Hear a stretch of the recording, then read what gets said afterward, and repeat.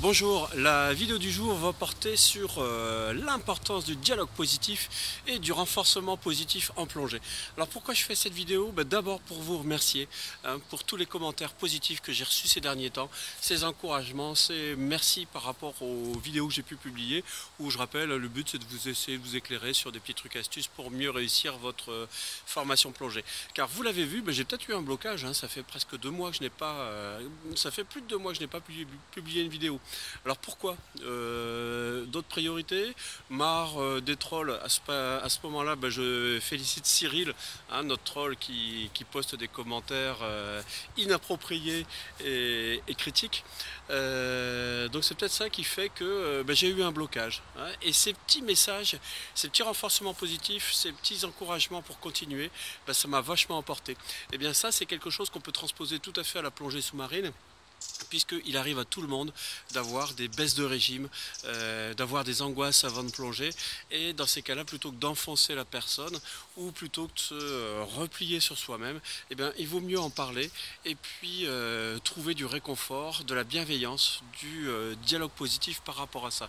Alors pourquoi je fais ça aussi? Parce que j'ai constaté aussi cet été pas mal de personnes qui étaient motivées pour faire des formations longues, et puis qui d'un coup s'arrêtent. On ne sait pas vraiment pourquoi, mais paraissent démotivées. Peut-être parce qu'elles se sont rendues compte que l'eau mouille, ou que pour aller plonger le matin, il fallait se réveiller.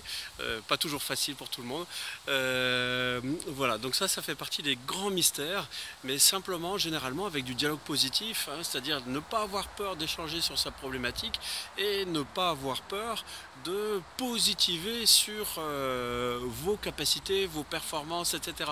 Je reprends un exemple, c'est l'histoire d'un jeune moniteur que je formais il n'y a pas longtemps, qui me disait: j'ai fait une plongée un jour, le moniteur avait tellement l'air de se régaler que je me suis dit que c'était une plongée extraordinaire.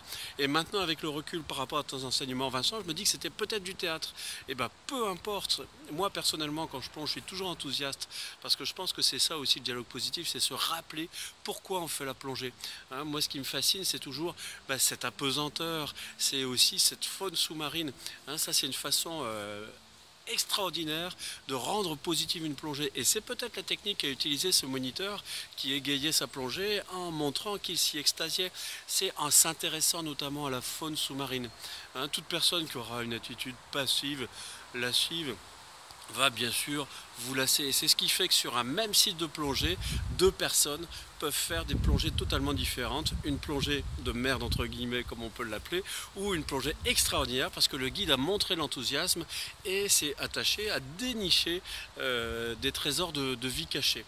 Donc par rapport à votre formation plongée, là aussi le dialogue positif doit être de mise, et un moniteur n'est pas là pour vous casser, enfin il ne devrait pas être là pour vous casser, mais par contre pour vous féliciter par rapport à ce que vous avez réussi et mettre en place la stratégie progressive qui va vous permettre de réussir.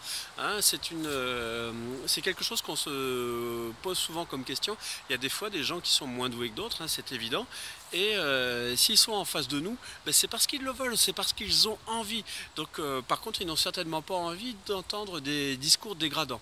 Donc d'où l'importance du renforcement positif, du dialogue positif. Et là encore, je vous remercie pour vos encouragements sur Facebook, enfin sur YouTube, pardon. Et puis je vous engage, si vous vous destinez à être moniteur, à toujours se dire: même si mon élève a apparemment tout raté, il a forcément réussi quelque chose. Et je vais commencer par mon débrief, par parler de cette performance positive, pour ensuite mettre en place les points d'amélioration. Et il vaut mieux les appeler comme ça, plutôt que les appeler des échecs.